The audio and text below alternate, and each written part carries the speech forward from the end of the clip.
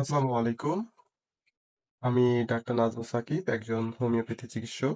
হারিস homeo হল থেকে আপনাদের সামনে কথা বলছি। আজকে আমি একটি গুরুত্বপূর্ণ বিষয় নিয়ে আলোচনা করব। সেটি হলো নেফ্রোটিক সিনড্রোম। নেফ্রোটিক সিনড্রোম আসলে এটা কি? এটি হলো কিডনির একটি গুরুত্বপূর্ণ রোগ, যেখানে কিডনির ফিল্টারিং সিস্টেম বা গ্লোমেরুলাস ঠিকভাবে কাজ করতে পারে না। ফলে প্রস্রাবের মাধ্যমে শরীর থেকে প্রচুর প্রোটিন বের হয়ে যায়। এটাকে আমরা কিন্তু নেফ্রোটিক সিনড্রোম হিসেবে জানি। নেফ্রোটিক সিনড্রোম এর প্রধান কিছু লক্ষণ থাকে। সেই লক্ষণগুলো হচ্ছে শরীরের বিভিন্ন অংশে সুজে যাওয়া বা ফুলে যাওয়া, বিশেষ করে মুখ, হাত, পা ও পেট। এই সকল লক্ষণ দেখা দেয়।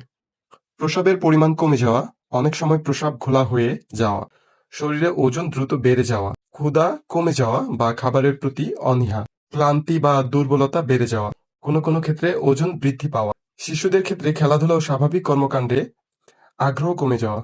সম্প্রতি আমার কাছে সদ নামের ২ বছর ১ মাস বয়সী একটি শিশু এসেছে, যার মুখ, হাত, পা ও পেট ফুলে গেছে। প্রস্রাবের পরিমাণ কমে গেছে এবং প্রস্রাব ঘোলা। এসব উপসর্গ দেখে আমি সন্দেহ করি যে এটি নেফ্রোটিক সিনড্রোম হতে পারে।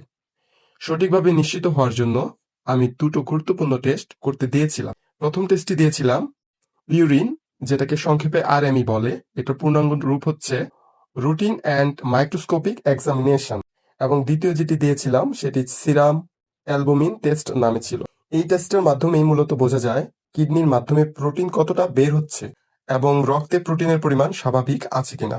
তাই যদি আপনার সন্তানের শরীরে এমন ফুলে যাওয়া, প্রস্রাব কমে যাওয়া বা অস্বাভাবিক পরিবর্তন দেখা দেয়, তাহলে দেরি না করে অবশ্যই অভিজ্ঞ চিকিৎসকের পরামর্শ নিতে হবে এবং প্রয়োজনীয় টেস্টগুলো করাতে হবে। আমি চেষ্টা করি হোমিওপ্যাথির মাধ্যমে রোগীর উপসর্গ অনুযায়ী চিকিৎসা দেওয়ার, যাতে শিশুটি সুস্থ হয়ে স্বাভাবিক জীবনে ফিরতে পারে ইনশাল্লাহ। তো আজকে এ পর্যন্তই। আপনারা সকলে ভালো থাকবেন, সুস্থ থাকবেন।